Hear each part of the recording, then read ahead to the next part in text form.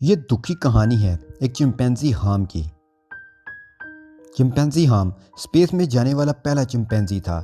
یہ سب اس کی مرضی کے خلاف ہوا۔ وہ اس بات سے بالکل بھی خوش نہیں تھا کہ اسے اسپیس میں بھیجا جائے، اور اس خلائی سفر نے ہام کی آنے والی زندگی کو بہت زیادہ متاثر کیا۔ آئیے جانتے ہیں بہادر ہام کی کہانی۔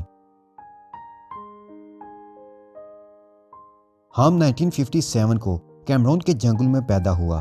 وہاں سے اسے پکڑ لیا گیا اور کیمرون کے جنگل سے پکڑے گئے دیگر 40 چمپینزی کی لسٹ میں ہام کا نام ہولومین ایروسپیس میڈیکل سائنس سینٹر کے ابتدائی حروف سے اخذ کر کے رکھا گیا، یعنی کہ ہام اس کی ایبریویشن ہے۔ اس سینٹر میں ہام نے خلائی سفر کی ٹریننگ لی تھی۔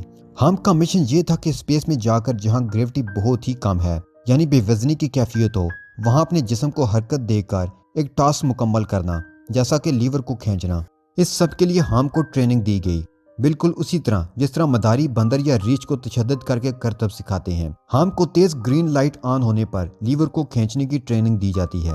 جب لائٹ آن ہو اور ہم لیور کو نہ کھینچے تو اس صورت میں وہ لوگ اس کے پاؤں کے تلووں میں ایک ہلکا سا کرنٹ لگاتے۔ کرنٹ کے خوف سے ہم گرین لائٹ کو آن ہونے پر لیور کھینچنا شروع کر دیتا، تو پھر اسے انعام کی صورت میں ایک بنانا دیا جاتا۔ پھر ہم کو اسپیس میں بھیجا گیا تو گرین لائٹ کے آن ہونے پر ہم نے لیور کو کھینچا، جس سے سائنٹسٹ اس بات کے لیے مطمئن ہو گئے کہ اسپیس میں سفر کے دوران اپنے باڈی پارٹس کو موو کیا جا سکتا ہے اور بے وزنی کی کیفیت میں بھی کام کیے جا سکتے ہیں۔ وہ اسپیس میں جانے سے پہلے اسی چیز کو کنفرم کرنا چاہتے تھے۔ ہام کی پرواز 16.5 منٹ تک جاری رہی۔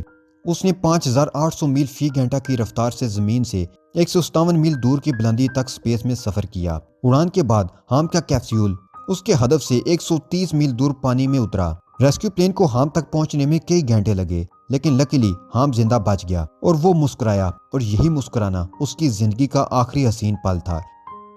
پھر وہ ڈر گیا اور یہی ڈر اگلی ساری زندگی اس کے ساتھ رہا۔ ہام کو یہ ایکسپیریمنٹ بالکل بھی پسند نہیں آیا۔